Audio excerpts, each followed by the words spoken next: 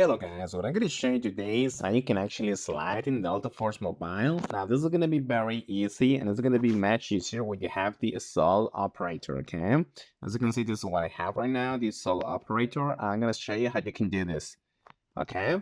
So this is the attack operator or the assault operator.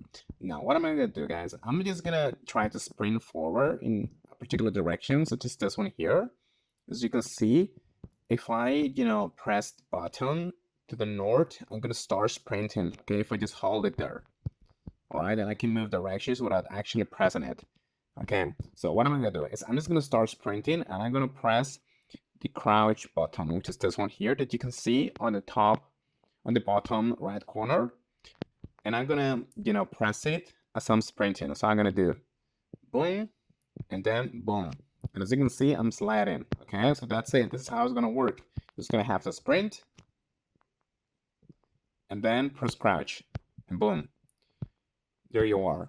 And even I don't have to press the sprint button because it's just being a press, so that's amazing.